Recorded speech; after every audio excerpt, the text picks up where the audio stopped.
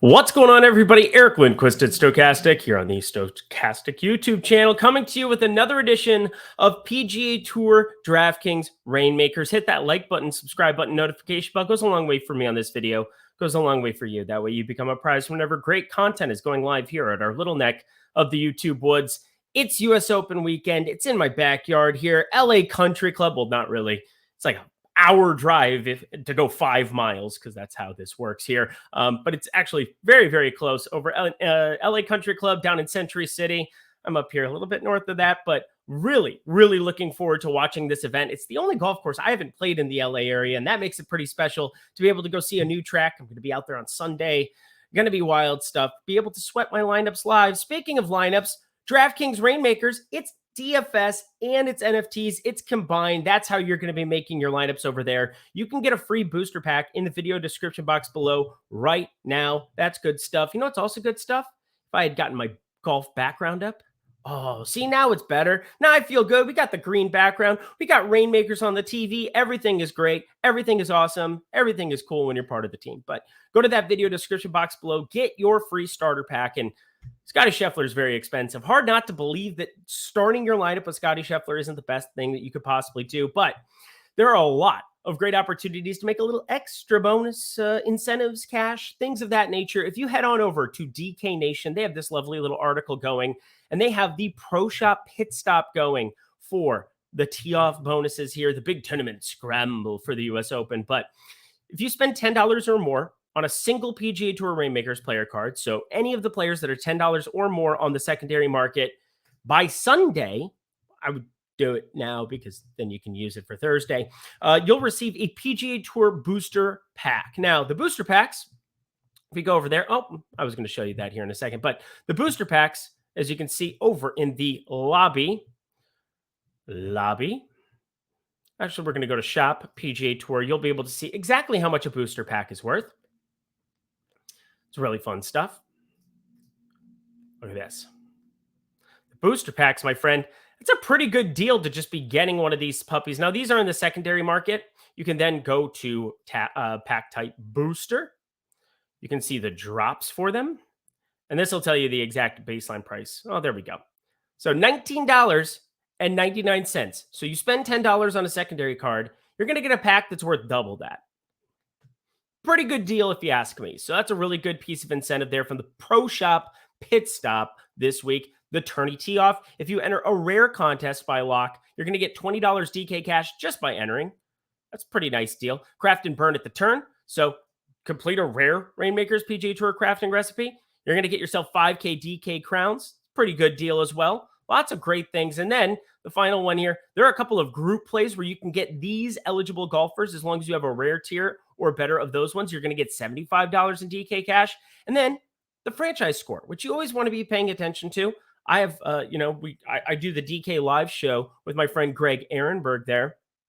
And then we talk UFC if it's the bigger card there. Obviously PGA this week because it's a much bigger card for this week, much bigger tournament in the PGA streets. But UFC went pretty well last week. Yay! Won the elite contest. That's fun stuff. Actually, had the identical duped lineup. Serial numbers do matter, folks. Serial numbers do matter. Ended up winning the tie break for that. Ended up being a $5,000 difference too. Whew.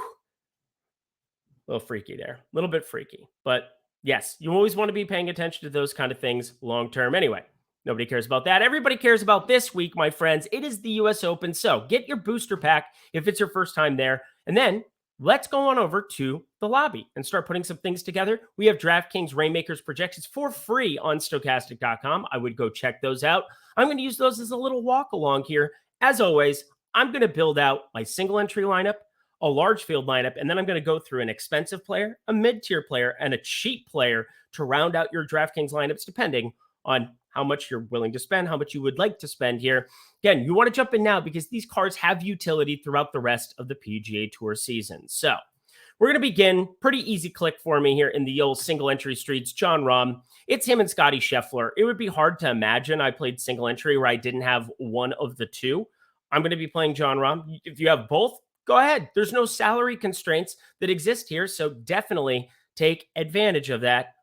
It's awesome stuff. Really, really awesome stuff. So John Rahm, he's going to be on the card. And then I built this out. I already built out my single entry team. If you saw the DraftKings Reignmakers live show that I did for PGA Tour with my friend Ben Raza this week, filling in for Greg Ehrenberg, Tyrrell Hatton. He's a card that I went out and bought there on the stream while we were talking about it. And this is a player that's just had some unbelievable results this season. T3 there.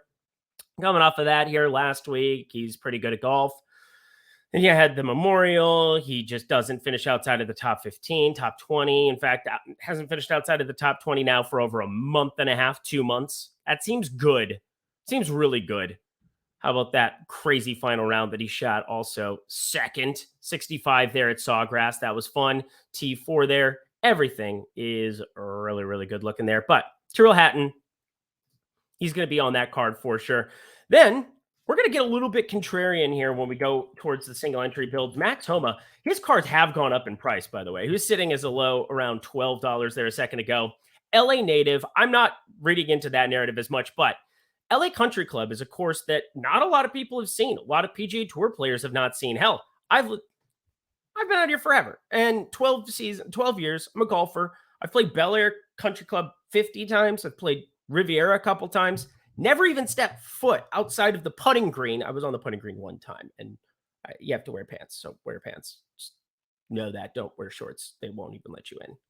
Put on your pants. But anyway, Max Homa has seen this golf course. In fact, he went completely berserk in the Pac-12 championship. And I feel like he's one of those guys that just plays better in Southern California. He's from the Valencia area. So north on the 5 for all the people who know. If you know, you know. Max Homa, though, definitely going to be a part of my builds this week. And just think that he's a nice contrarian piece to have in these lineups because best available, people are going to play the likes of Scheffler, Hovland, Cantlay, Schauffele. Homa's a little bit further down the road there. Finau, I really, really like this week as well. We'll talk about him when we get to the full build. It is the large field tournament entry, but 1.5K to first. I'm trying to play best available cards here for the most part and trying to find maybe 1 point of deviation that we're looking at here. We move along to Victor Hovland. He's an auto click for me this week in pretty much all formats. And I'm going to use the lower serial number version of him because once again, I mean, this is kind of the problem. I should probably buy a John Rahm and substitute it out for single entry this week. But Victor Hovland has been playing unbelievable golf himself. The win at the Memorial, gained strokes in every single department. And we know the around the green game can be weak. Hasn't been all that weak here of late. I like some of the changes he's had in his chipping form. He's gone to the old, I mean, not that we want to go crazy going to Instagram and having that be the reason that we like or dislike a player, but it doesn't hurt when you go from being one of the worst chippers on the PGA Tour to having positive strokes around the green gained in 2 of your last 3. You know what that resulted in? A first and a T2 at the PGA Championship and Memorial.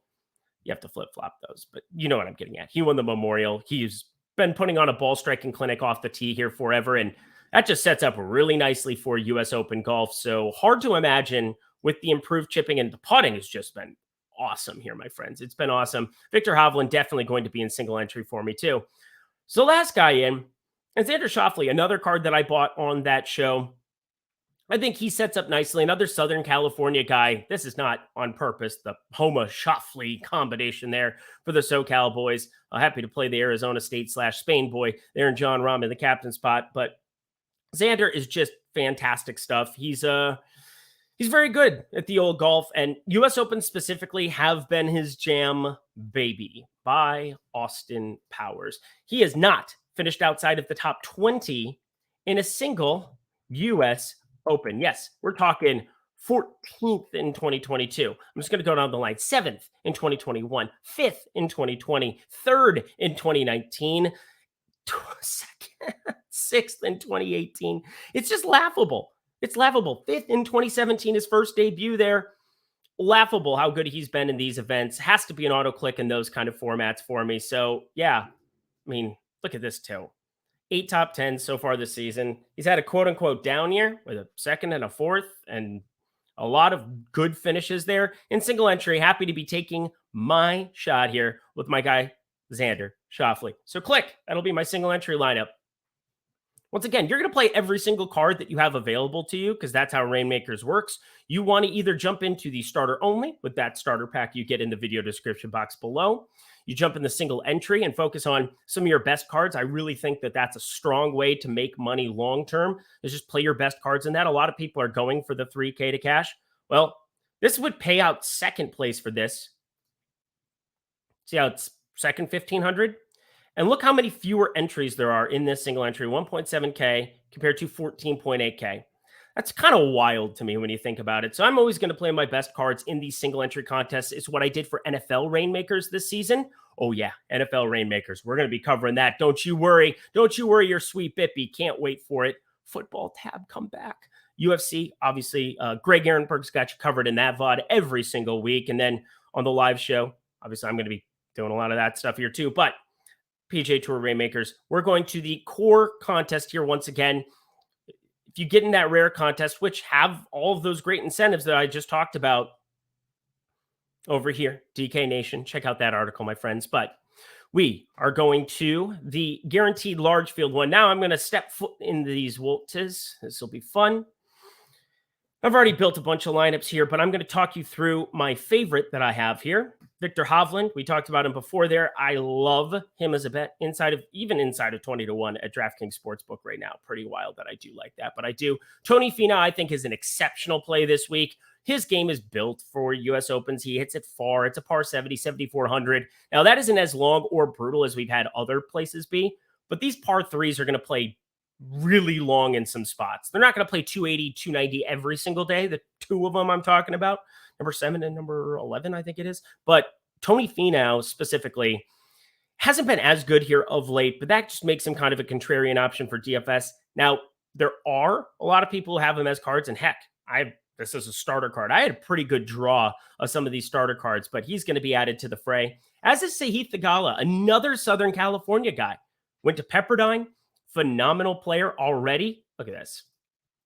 7 top 10s on the PGA Tour this season alone. It's been a little bit spotty here of late, and it's pretty easy to identify why as I pull up my spreadsheet because, well, he's generally been a good ball striker, but that kind of has fallen by the wayside in recent weeks. Off the tee game has been very poor. 4 consecutive weeks, lost 2.7, 1.8, lost 5 at the Memorial. There's water off the tee. There's no water here, but there's Branca and long rough, so have fun. And then the RBC Canadian lost 3 off the tee there.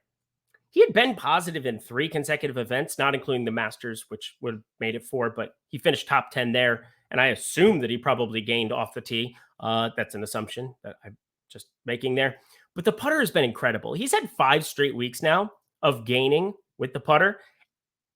And it's just not showing up here because of how weak the off the tee game has been. If you fix that one component of his golf game, which generally, it wasn't a strength by any means, but it was just kind of flat, you are looking at a player who just projects out completely differently. He's a guy who just gets the ball in the hole. I think that sets up nicely for these U.S. Opens where it's bogey avoidance. And while this golf course, I don't think is going to play as hard as some of the other U.S. Open rotation golf courses, mainly because the weather looks decent. It's not set up all that difficult compared to some of the other spots, purely because there's no water that you're going to be running into. So some of the big numbers are avoided there. There's no ocean left, like you're looking at Torrey Pines on a bunch of holes, things of that nature, Pebble Beach, where, very small greens, lots of long rough. You're basically forced into being good short game. Sahith Theegala, I think, just makes sense as a U.S. Open style shot here. Now, I have a lot of options of what could come up next here. I've got Morikawa, Day, Thomas, Kim. These are all the expensive players, and I promise I'll talk about my favorite buy at the current price points. I'll talk about my expensive mid-range and then cheapie. And I have 2 cheapies for you. One that I'm just absolutely in love with for large field tournaments as a bet is pretty much everything this week. And I played him in single entry at the PGA Championship, if you remember, but we're not going to be getting that crazy here this time around. I am looking at Collin Morikawa. Yeah, this Southern California thing. I said it's not a narrative, but just so happens that there's a lot of dudes who play golf down here or are from the area that I think makes sense. Collin Morikawa also has seen LA Country Club a couple of times, whereas other players maybe haven't. He's from La Cañada, Flintridge. He gets strokes gained. My wife grew up 2 blocks from him. How about that? I think that's something that you should incorporate into your models just to make your wife happy. I got to say, happy wife, happy life. Otherwise, I'd be miserable. But Colin Morikawa, it has been brutal, but he went back to that saw putting grip. And even though we saw him disappear there 2 weeks ago at the Memorial, ends up getting the fourth round cut or whatever it was, just weirdness. He ends up withdrawing with back spasms. He was in contention in that spot.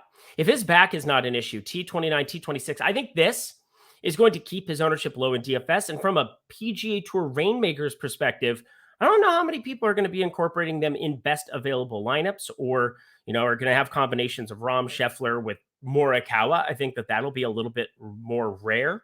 A little bit more rare. I think I said that correctly. Either way, I'm expecting some big things out of Colin Morikawa coming up here down the pipeline. I think his game actually sets up pretty well for Royal Liverpool. Not to look too far ahead to the Open Championship, but we know that. We know that he's definitely going to be in the FedEx Cup playoffs, and barring back spasms popping up again, he's just somebody you want to be invested in. So Colin Morikawa also in this field, large field lineup. Last guy, lots of options. Day, Thomas, Kim, Matsuyama. I think all of them make sense. I'm going Justin Thomas. This is the most buy low spot in the history of buy low spots for an elite player or somebody who's thought of as an elite player. He is an elite player. He's got 2 PGA championships. Is what it is, friends. Justin Thomas, I don't even really know what to say because you go over here to the Reignmakers projections, and I was just curious where we had him listed at. Top player probability of 0.9%. Isn't that nuts to think about for Justin Thomas here at this point in time? Going to all the entries here. He's a ways down the list for Justin Thomas. We have Adam Scott and Corey Connors above him. We have Jason Day, the aforementioned Homa and Morikawa, Matt Fitzpatrick, Tony Finau. A lot of players between him and the top, but he's still somebody in one of my best available lineups. I want to click. I just flip the switch. Click, click. It's good stuff. All right. Now, this is what you've really been waiting for. Hit that like button, by the way, if you're watching this, if you're hanging out with me. Really enjoy talking through the Reignmakers product, trying to find you some of the best buys every single week. Now, relative to our projections, I got to be talking about somebody up here in the top, somebody who doesn't look all that expensive. Who's kind of the guy who's falling between the cracks here? Max Homa got steamed up real quick. Jason Day, Justin Rose, lots of other pieces here. But I think the main one that we're looking at from the top has to be Hatton for me. If you're looking to buy one player right now that's in this price range, again, $1,650 looks very, very expensive, but I cannot emphasize enough how elite these results are. These are, this is as elite of a year as you can have without winning. And, it's shocking he didn't win the API because I feel like he wins the API every single year. T4 over there, but T2. Again, we're going to have these. So there's some updates coming here. I'm just throwing it out there. But this second being at the Players, talked about that a little bit ago. This run of tournament play, funny how he missed the cut in San Antonio. He was apparently dinged up and nobody cared. But Tyrrell Hatton, this is as good as it gets. Coming off of last week, love seeing the form, love seeing everything else. He's definitely going to be a buy here for this week. That's why he's in my single entry. It is what it is. But first guy you have to be looking at, Jason Day, has been playing really, really good golf throughout this entire season. He is 1.9%. This is your mid-range play, friends. 1.9% to get to Jason Day here. He's somebody you could very easily see competing. I don't think you necessarily need to have him in your captain spot. I probably would be reserving that for somebody more elite, things of that nature. But Jason Day, come on now. $5.25 relative to our projections. Well, now he's $5.50. Felt good. I need to have some more of these cards. So we're going to add Jason Day to the fray here. Hideki, I'll click on Morikawa just to round it out here. But I said I had 2 cheapies that I'm interested in. And if you've watched my programming here before, maybe you know where we're going. Also, Corey Connors. I think this is another nice mid-range buy there at $4.24. But Keith Mitchell, if off the tee game is typical to what it is at US Opens, I don't see how you don't like Keith Mitchell sitting at this price point. We're talking sub $3 to get him in the core market. And if you're starting out some rare contests and trying to round out your lineups for some of those achievements, I don't see how $14 isn't one of the better buys. You can stack up him with the likes of a Tony Finau, with some of these other strong off the tee type performers.